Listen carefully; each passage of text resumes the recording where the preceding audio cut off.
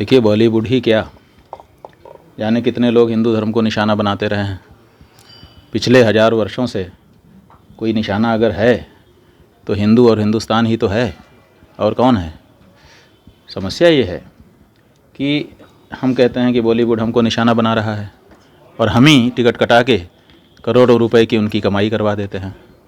तो जब हम कमाई करवाते जाएंगे अपनी आलोचना देख देख करके, अपनी निंदा, अपने पूज्य पुरुषों की निंदा आलोचना, और वो भी सही नहीं गलत, तो फिर स्वाभाविक है कि किसी का भी मन बड़ा रहेगा। तो करना यही चाहिए हम लोगों को कि विरोध करने की आवश्यकता नहीं है। ऐसे कंटेंट जिनमें ऐसी कोई बात हो जो कि हमारे धर्म, हमारी संस्कृति, हमारी मर्यादा, हमारे पूर्वजों के, हमारे देवताओं के विपरीत हो, उस चित्र को देखना ही नहीं चाहिए। हमने अभी ये पहल की है, पीठाभिषेक के बाद एक समिति हमने बना दी है। वो समिति अपना पूरा स्वरूप लेकर के अभी सामने आने वाली है।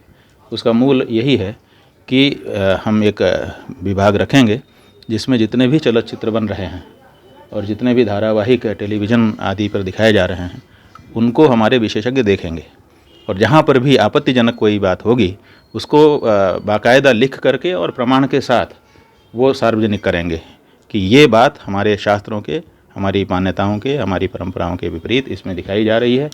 और आवश्यकता पड़ी तो हम लोगों से अपील करेंगे कि इस चित्र को ना देखिए, तो उससे फ़र्क पड़ेगा।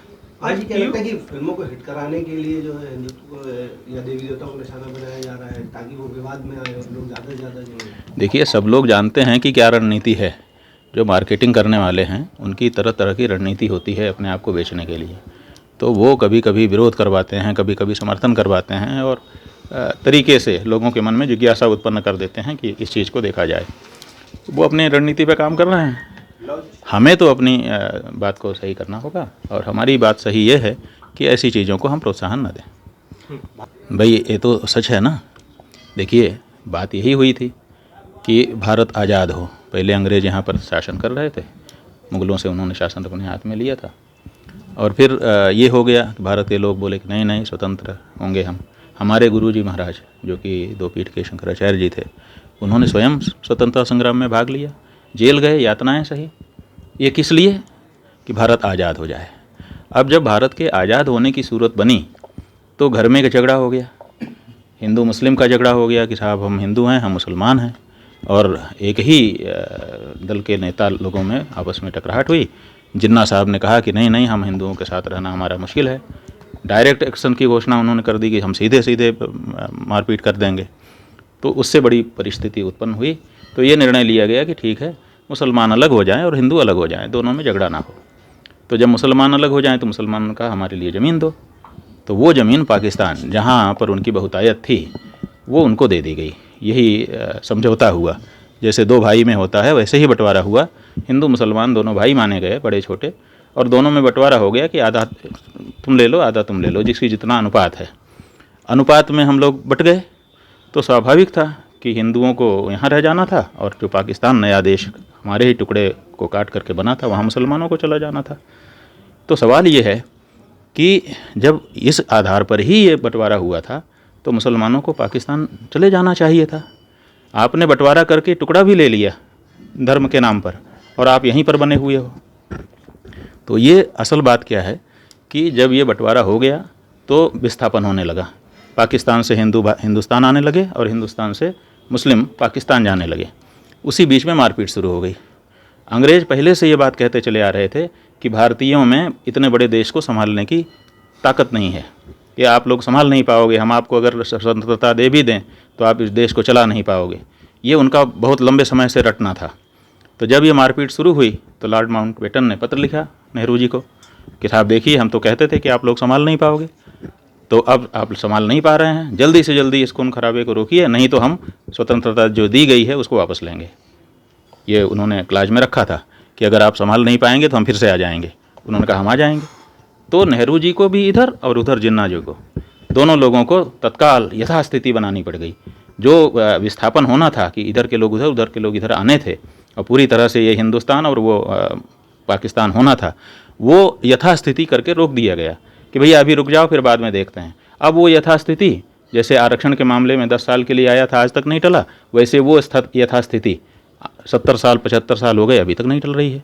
तो हमारा ये कहना है कि या तो जो लक्ष्य थे वो प्राप्त कर लिए जाएं कि हिंदू इधर रहें, मुसलमान उधर रहें और हम लोग हिल मिल करके रहें। अन्यथा जब हमको साथ ही रहना है, जैसे कि अभी भारत देश में हम हिंदू मुस्लिम साथ रह रहे हैं, हमें कोई आपत्ति नहीं है, हम मुसलमान के साथ रह रहे हैं, हमें क्या दिक्कत है। दीनदार ईमानदार मुसलमान से मुसलमान अच्छा, बेदीन बेईमान हिंदू से, ये हमारे धर्म सम्राट स्वामी करपात्री जी महाराज ने कहा है। तो हम तो गुणों के पुजारी हैं, जिनमें भी गुण होते हैं हम उसका आदर करते हैं। हमें मुसलमानों के साथ रहने में दिक्कत नहीं है, लेकिन इसमें दिक्कत है कि आप मुसलमान के नाम पर हमारे देश का टुकड़ा भी बांट लें और रहें भी हमारे यहाँ। हमारा भाई हमसे बंटवारा करके ज़मीन जायदाद अलग भी कर ले, घर के बीच में दीवार भी उठा दे और पड़ा हमारे यहाँ रहे, ये स्वीकार नहीं है। जब बंटवारा कर लिया तो जाओ, और अगर बंटवारा नहीं चाहते हो, आप चाहते हो कि हिल मिल के रहना है, तो बंटवारा कैंसिल करो। यही हमारा कहना है, इसमें गलत क्या है आप बताइए। ये मांग भी उठ रही है कि कॉमन सिविल कोड जो है वो अब हिंदुस्तान में लागू होना चाहिए, किस प्रकार से देख रहे हैं आप ये? देखिए, कॉमन सिविल कोड, समान नागरिक संहिता, सुनने में बहुत अच्छा शब्द लगता है, बहुत अच्छा लगता है कि सब एक जैसे रहेंगे, हिंद देश के निवासी सभी जन एक हैं। नहीं, जब एक हैं और एक जैसे रहेंगे, कितना लुभावना लगता है ये शब्द। लेकिन सवाल ये है कि हाथी और चूहे दो रह रहे हैं। अब समान करने के लिए या तो हाथी को छांट दो और या तो चूहे में हवा भरो। क्या करोगे आप बताओ? चूहा चूहा रहेगा कि नहीं, हाथी हाथी रहेगा कि नहीं, दोनों की आकार प्रकार नाम वही रहेंगे कि नहीं रहेंगे? तो ऐसी परिस्थिति में ये सोचना पड़ता है कि हमारी जो निजता है, जिसके कारण हम हैं, जैसे हिंदू, तो हिंदू धर्मशास्त्र हैं, धर्मशास्त्रों के अनुसार हम चलते हैं। तो अब अगर समान नागरिक संहिता में हमारे धर्मशास्त्र पर कोई आघात कर दिया जाता है तो उसको हमको देखना पड़ेगा। इसलिए केवल नाम से हम इसमें कुछ भी नहीं टिप्पणी कर सकेंगे जब तक उसका ड्राफ्ट, कि वो किस रूप में इसको लागू करना चाहते हैं, कितनी समानता ले आएंगे और कितना हमारी निजता को बनाए रखना चाहेंगे, उसको जब तक ठीक से देख न लिया जाए। इसलिए जब तक ड्राफ्ट नहीं आता है हम कुछ नहीं कहेंगे। गुजरात में इसको लागू करने की पहल हो चुकी है। हाँ, सुना है हमने, और लागू करना अच्छी बात है। अगर पूरा एक देश एक है तो सब एक संहिता होनी चाहिए। लेकिन समस्या ये है कि कुछ मामलों में ये देखा गया है, जैसे हिंदू कोड बिल, जब नेहरू जी हिंदू कोड बिल लेकर के आए तो हम लोगों ने कहा भाई ये ठीक नहीं है, हमारे धर्मशास्त्र के विरुद्ध है। तो उसको अलग अलग हिंदू उत्तराधिकार कानून, हिंदू विवाह विच्छेद कानून, ये सब अलग अलग नाम दे करके उसको संसद में पास करा लिया गया। जब हम लोगों ने कहा कि मुसलमानों के मामले में भी ये करिए, तो कहा गया कि बाद में करेंगे, लेकिन वो बाद आज तक नहीं आया। तो केवल हिंदुओं के साथ आप संशोधन करेंगे, बाकी लोगों के साथ भी करिए। वो स्पिरिट पिछली सरकारों में 70 साल में नहीं दिखाई दी।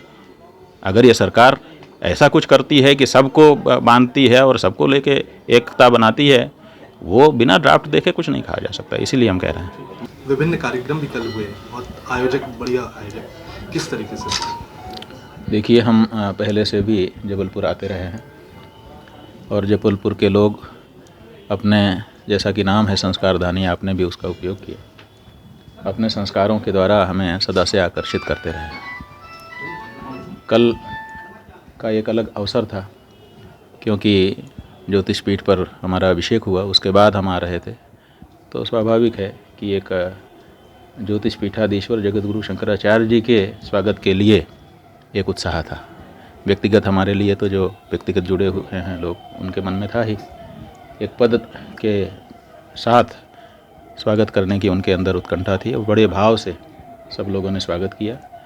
हमारे साथ में ही द्वारका शारदा पीठ के जगतगुरु शंकराचार्य जी महाराज भी पधारे, उनका भी भव्य स्वागत हमने अपनी आंखों से देखा। बहुत अच्छा लगा हमको। इस कार्यक्रम के माध्यम से जो जबलपुर के प्रति हम लोगों की आत्मीयता थी, पहले भी कम नहीं थी, लेकिन शायद अब और गहरी हो गई है।